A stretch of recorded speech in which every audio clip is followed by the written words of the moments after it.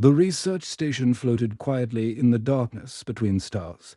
Its metal walls were scratched and dented from years in space. Inside the empty halls, Dr. Hannah Kim walked alone. Her footsteps echoed in the silence. She had been alone for so long that the sound of her own breathing seemed too loud. Frozen people stood along the walls like statues made of ice. They were her former friends, doctors, and visitors who had tried to help her over many years each. One was frozen solid in their last moment. Their faces showed shock and fear. Some reached out with their hands as if asking for help that never came. Hannah pulled her thick suit closer to her body. The suit was supposed to keep her warm, but it could not stop the cold that came from inside her. She was the last person from her home planet. Everyone else had died from a terrible sickness, but she had lived. And now she was cursed. Anyone she touched would freeze and die immediately. The communication system made a crackling sound that broke the quiet. Hannah jumped at the noise. She had not heard another voice in months. Station 7. This is Repair Ship Moonbird. We are coming to fix your broken systems. Can we dock with your station? Hannah's voice was very quiet when she answered. No, stay away. Do not come here. Find another path through space. Dr. Kim, we have orders from headquarters. Your air systems are breaking down. You will die if we do not fix them. We are coming now. Hannah closed her eyes and felt very tired. Another person would die because of her. She had tried to warn them, but they would not listen. They never listened. 20 minutes passed. Then she heard the sound of the airlock opening. Heavy boots walked on the metal floor. Hannah hid behind a wall and watched as a man stepped into her station. He was young, maybe 30 years old. He carried a big bag of tools on his back. His name was Lee Dae-ho, and he worked fixing broken machines in space. You should not be here, Hannah said from her hiding place. She kept far away from him. Everyone who comes here dies. Look round you. Dae-ho looked at the frozen people along the walls. His face became serious, but he did not look scared. Yes, I read the reports about this place. But your air machine is broken. You will not be able to breathe soon. You will die before you can freeze anyone else. That would be better for everyone. Dae-ho looked at her with kind eyes. Maybe you think so, but not today. I'm here to help. Hannah watched him work on the broken air system. His hands moved quickly and carefully. He knew exactly what to do. She had forgotten what it was like to see someone work with such skill and purpose. For a moment, she almost felt normal again. But then something went wrong. A power cable broke and sparks flew everywhere. The lights went out and darkness filled the station. Emergency red lights turned on, making everything look like blood. The main power is down, Dae-ho said. We need to fix it together or we will both die. In the red light and confusion, they both reached for the same control switch at the same time. Their hands touched. Dae-ho screamed as ice crystals began spreading up his arm like white fire. The cold burned his skin and turned it blue, but something impossible happened. Instead of freezing solid and dying like everyone else, he pulled his hand away and fell to the floor. He was hurt badly, but he was still alive. Hannah stared at him with wide eyes full of shock. She could not believe what she was seeing. For 100 years, everyone who touched her had died instantly. Every single person became ice the moment her skin met theirs. But this human was breathing. His heart was still beating. How? She whispered. The word came out like a prayer or a question to the universe itself. Dae-ho held his injured arm against his chest. His face was pale with pain, but his eyes were alert and thinking. I do not know. Maybe because I'm human. Maybe we are different. From other species, the medical computer began scanning his arm and working to heal the damage. Slowly, the blue color left his skin. The ice crystals melted away. New skin grew where the cold had burned him. Hannah had never seen anyone survive her touch. Not once in a century of loneliness and death. She looked at her hands as if seeing them for the first time. They looked normal, but she knew they carried death in every finger. This is impossible, she said. But it happened. Deho replied. He flexed his fingers carefully. It hurt very much, but I am alive. For the first time in longer than she could remember, Hannah felt something that was not sadness or fear. It was small and fragile. Like a tiny flame in the darkness, it might have been hope. But that small feeling scared her more than anything else. Hope was dangerous for someone like her. Hope meant that she might try to touch someone again, and next time, they might not be so lucky. Deho's arm looked terrible. The skin was black and blue where Hannah had touched him. Ice crystal still sparkled under his skin like tiny diamonds. But the medical machine on the station was working hard to fix the damage. Green light covered his arm and slowly made the hurt go away. Hannah sat far across the room, watching him. She could not believe he was still alive. Every other person who had touched her was now a frozen statue in the hallways. But Deho was breathing, talking, even moving his fingers. "Does it hurt very much?" she asked in a quiet voice. "Yes, but it is getting better," Deho said. He looked at his arm with curiosity, like he was studying an interesting puzzle. "I think my body fights the cold better than other species. Humans run very hot inside.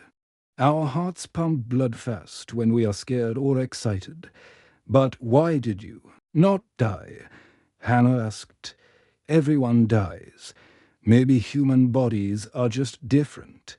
We come from a warm planet. We had to survive ice ages and cold winters. Our blood moves fast and keeps us warm." The communication system suddenly came alive with many voices. Static filled the air as different people tried to talk at the same time. Hannah recognized some of the voices. They were important people from the government and military. "The Deho, report your condition immediately," said Dr. Park Sojin from a research ship 3 space sectors away. "We are reading strange temperature changes at your location." Deho looked at Hannah before he answered. "Small problems, Dr. Park. But everything is stable now. Stable. What do you mean stable?" Dr. Park's voice was excited and worried. More voices joined the conversation. Military commanders, government officials, and science directors all started talking at once. The news was spreading through space communication networks very fast. Someone who could freeze anything with a touch, and a human who had survived. They knew about us now," Hannah said. Her voice was full of fear. "Know about what?" Deho asked. But he already understood. "About me, about what I can do, and about you surviving." Hannah stood up and started walking back and forth. Frost began forming on the walls round her. "They will want to study us, use us." The voices on the communication system became more excited. Hannah heard words like weapon potential and military, applications and immediate capture. Her worst fears were coming true. "Dr. Kim," said a new voice that sounded very official. "This is General Wong from Hegemony Command. You are ordered to surrender yourself for protective custody and research." "Protective custody," Hannah repeated with a bitter laugh. "They want to turn me into a weapon." Deho was listening to all the voices talking about them like they were not real people. His face became angry. "They are talking about you like you're a thing, not a person." "That is what I am to them. A thing that kills." Hannah looked at her hands. "For 100 years, I have been alone because everyone I touch dies. Now they know someone can survive, and they want to use that. What will they do to us? Dei-ho asked. They will take me to a laboratory. They will make me touch things, touch people, over and over again. They will try to understand how my power works. And you, Hannah looked at him with sad eyes. They will study you too. They will want to know why you lived when everyone else died.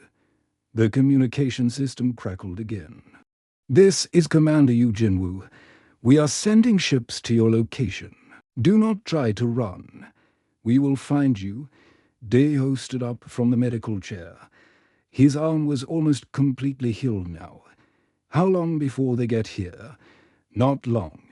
Maybe a few hours. Then we need to leave. Hannah shook her head. There is nowhere to go. They will follow us anywhere in the galaxy. And I am dangerous. I might accidentally touch you again. You did not kill me the first time. You were lucky. Very lucky. Next time you might not be. Dei-ho walked closer to her, but stopped when she stepped back. Maybe luck has nothing to do with it. Maybe there is something special about humans and your power. Or maybe you will die if I touch you again. Maybe. But I would rather take that chance than let them turn you into a weapon. Hannah stared at him. No one had ever been willing to risk their life for her before. Everyone had always run away or tried to capture her, but this human was offering to help her escape, even though it might kill him. Why would you do this for me? She asked. Because you are not a monster. You are just someone who has been alone for too long. The communication system buzzed with more urgent messages. Ships were coming. Time was running out. We need to go now, Dei-ho said. Do you know where the escape ships are? Hannah nodded slowly. Bay 7. But the hallways. We will be careful.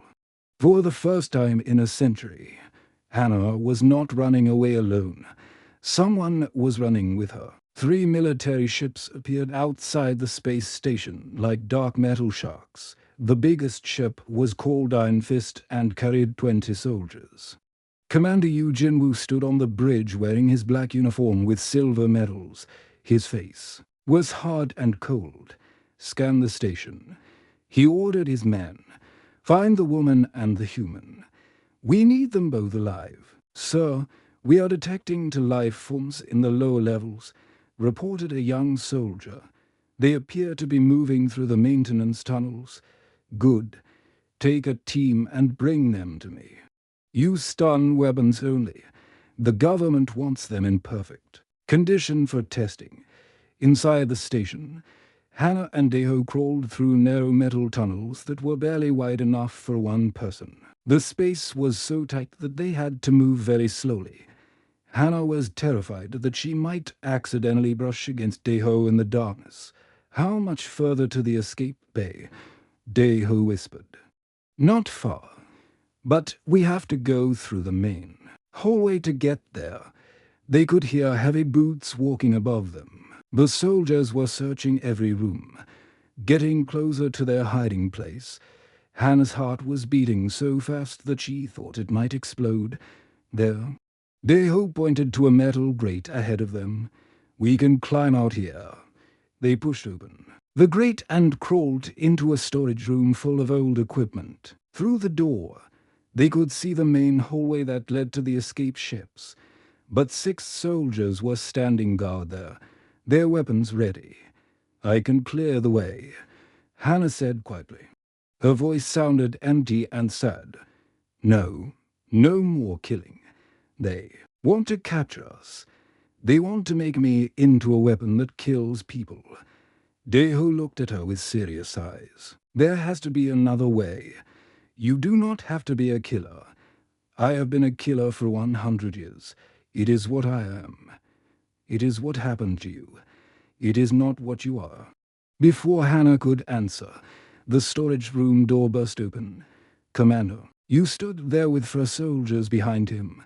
He was wearing a special suit that covered his whole body to protect him from radiation and extreme temperatures. Dr. Hannah-Kim and Dei-ho, he said in a loud, official voice, You are under arrest by order of the Hegemony Council. You will come with us for immediate transport to Research Station Omega." "We will not go," Hannah said. Commander Yu raised his weapon. It was not a regular gun, but a special net launcher that would wrap around them with electric ropes. "You do not have a choice." He fired the net at them. The electric rope spread wide to catch both Hannah and Deho, but Hannah threw herself forward. To protect Deho, her bare hand hit Commander Yu's protected suit. Ice crystals began spreading across the commander's suit like white fire. The suit's heating system tried to fight back, making loud buzzing sounds. Steam rose from the metal as hot and cold battled each other. Commander Yu screamed inside his helmet as the cold burned through the protection. "Run," Hannah shouted to Deho. They ran toward the hallway, but the other soldiers started shooting at them. Their weapons fired bright energy beams that left black marks on the walls. But something strange was happening. The air around Hannah was getting colder and colder. Her fear was making her power grow stronger. Ice began forming on the walls, the ceiling, and the floor. The soldiers' weapons started making clicking sounds as the cold made them stop working. Their breath came out in white clouds. One soldier slipped on the icy floor and crashed into the wall. "I cannot control it," Hannah said as they ran. "When I am scared, everything freezes. Do not try to control it," Deho said. "Just get us to the ship." They reached the escape bay where a small silver ship waited for them. It was old but looked like it could fly fast.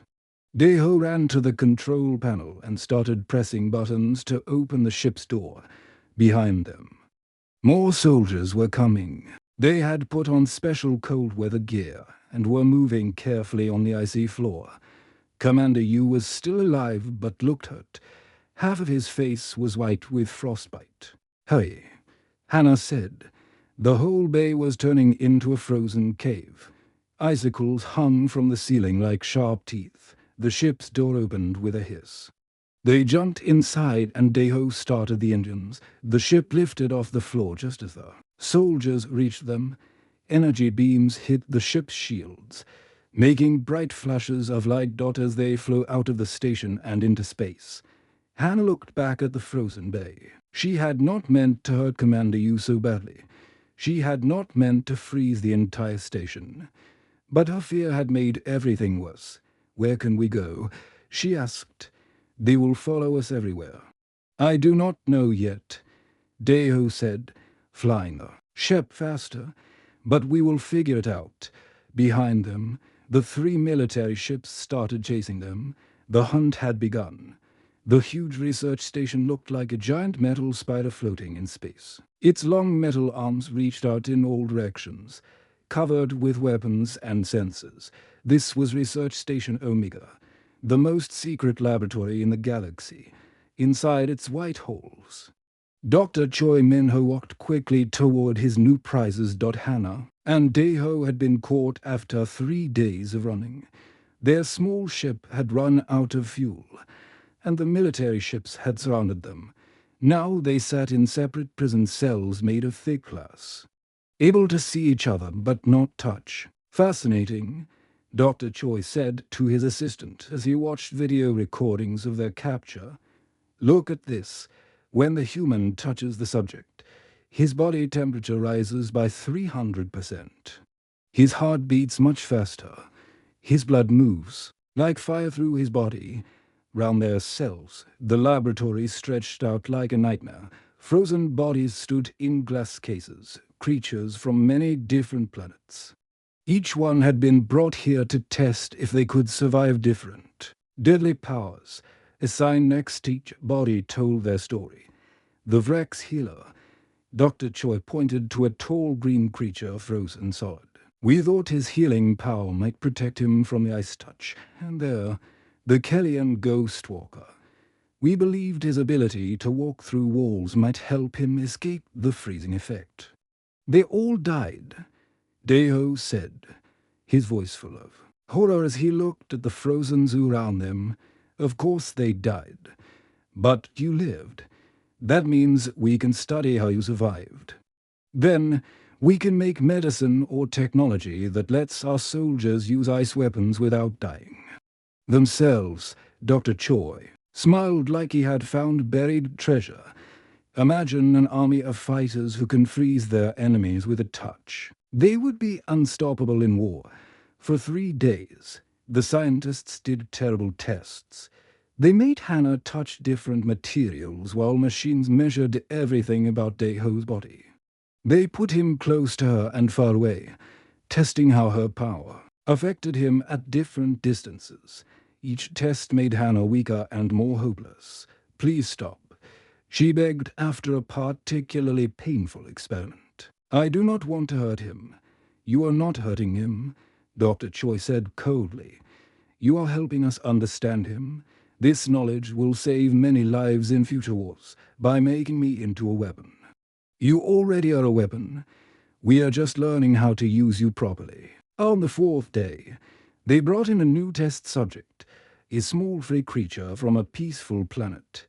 The scientists wanted to see if Hannah's power worked the same way on different types of life. They forced the creature into a chamber and told Hannah to touch it. No, Hannah said, "It is innocent. It has done nothing wrong. Touch it, or we will hurt the human," Dr. Choi threatened. Hannah looked at Daeho through the glass wall between their cells. His face was angry, not scared. "Do not do it for me," he said. "I would rather die than see you kill innocent creatures." Interesting. Dr. Choi made notes on his computer. The human shows protective feelings toward the weapon. This could be useful for controlling both subjects. That night, when the laboratory was quiet and most scientists had gone to sleep, Daeho began working on his cell door. He had hidden small tools in his belt when they captured him. His fingers moved carefully in the darkness, taking apart the electronic lock. "What are you doing?" Hannah whispered from her cell. "Getting us out of here," Daeho said quietly. "I will not let them use you to kill innocent people.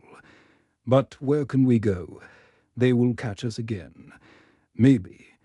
But we have to try." Hannah watched him work with skillful hands. She had forgotten that some people worked to build and fix things instead of destroying them. "Why do you care what happens to me? You barely know me." Daeho stopped working and looked at her through the glass. "Because you are not evil. You are just someone who has been alone and scared for too long, because..." He paused, then continued working on the lock. "Because everyone deserves to have at least one person who believes in them. I have killed so many people. By accident. You never meant to hurt anyone. But they are still dead because of me. Yes, and that is terrible. But it does not make you a monster. It makes you someone who needs help, not someone who needs to be used as a weapon." The lock made a soft clicking sound and the cell door opened. Daeho stepped out carefully, then began working on Hannah's lock. "When I touch you to escape, I might kill you," Hannah warned. "You did not kill me before. I might not be so lucky this time." Daeho's hands stopped moving for a moment. "Then I guess we will find out together." The second lock clicked open. For the first time in days, Hannah was free. She looked at Daeho standing just a few feet away. He was not wearing any protective suit. He was not afraid. "Ready?" he asked. Hannah nodded. They had to escape before the scientists woke up and discovered them missing. Red warning lights flashed through every hallway of the research station. A loud alarm sound echoed off the metal walls. Dr. Choi's angry voice came from speakers everywhere. "Security alert. The subjects have escaped. Find them immediately." Hannah and Daeho ran through the narrow corridors toward the ship bay. But this time felt different for Hannah. Instead of the wild fear that usually made her freeze everything round her, she felt strangely calm. Her power was still there, but it felt like she could guide it instead of being controlled by it. When 3 security guards blocked their path, Hannah did not panic. She reached out carefully and touched only their weapons. The metal guns became so cold they broke apart like glass. The guards dropped the broken pieces and ran away, but they were not hurt. "How did you do that?" Deho asked as they kept running. "I do not know," Hannah said, but her voice sounded stronger than before. "It feels like I can choose what to freeze now." They reached the main ship bay to find 20 soldiers waiting for them. Commander Yu stood in front, his face still marked, with white scars from their last meeting. Half his face looked like it had been burned by extreme cold. "This is the end, Dr. Kim," Commander Yu said. "You cannot run any more." Hannah stepped forward. Her hands began to glow with soft blue light. But the deadly cold that had ruled her life for a century felt different now. Instead of wild freezing that killed everything, she shaped the cold around them. Ice walls rose from the floor, creating a barrier between them and the soldiers, the ship. Deho shouted, pointing to a small silver craft near the bay doors. They ran toward it while the soldiers fired their weapons. But Hannah created more ice shields to protect them. The walls were thick enough to stop the energy beams, but thin enough that the soldiers could breathe behind them. "You are not killing them," Deho noticed as they reached the ship. "I do not want to kill anyone anymore," Anna said. "I want to protect people instead." As Deho started the ship's engines, more soldiers poured into the bay, but instead of freezing them all to death like the old Hannah would have done, she created a wall of ice that sealed the bay doors shut. The wall was thick and strong, but it would not kill the soldiers trapped behind it. "They will break through eventually," Deho said as their ship lifted off. "Let them try," Hannah replied. Her hand moved closer to his on the control panel. "I am not running away anymore," as they flew into space. Hannah felt something she had not experienced in 100 years. She felt hope, real hope. Not the dangerous kind that led to disappointment. This was hope built on understanding and acceptance. "What will we do now?" Deho asked. "We will find others like me," Hannah said. "People with dangerous powers who have nowhere to go. People who are afraid of themselves, and help them. Yes. Help them learn that they are not monsters. Help them find control instead of being controlled by fear." 3 months later, they had built Haven Station in a hidden part of space. It was a place where beings with dangerous abilities could come to learn and heal. Hannah had become their teacher and protector. A young fire starter from the Centauri system learned to warm food instead of burning buildings. A girl who could make people forget things learned to erase only bad memories. Helping trauma victims, heal, an old man whose voice could shatter metal learned to sing beautiful songs that made people feel peaceful. Each person who came to Haven Station was afraid they were a monster. Each person left knowing they were just someone who needed understanding and practice. "You have built something beautiful here," Dehu said one evening as they watched the sun set through the station's big windows. "We built it." Anna corrected him. "I could not have done this alone." They sat together in comfortable silence, watching the stars appear in the darkness. Slowly, carefully, Hannah reached out and took Deho's hand in hers. The cold was still there. It would always be there, but now it felt gentle instead of deadly. Deho's skin became cool where she touched him, but he did not freeze. His warmth and her cold found a balance, like 2 different songs playing together in harmony. "Does it hurt?" Hannah asked, the same question she had asked months ago in the research station. "No," Deho said, squeezing her hand gently. "It feels perfect for the first time in a century." Hannah was not alone. She had found someone who accepted her exactly as she was, not as a weapon to be used, not as a monster to be feared, but as a person who deserved love and companionship. The cold that had once meant death now meant connection. The power that had once brought only loneliness now brought hope to others who had lost their way. And in the quiet space between the stars, surrounded by others who had learned to turn their curses into gifts, Hannah finally understood what it meant to be truly warm.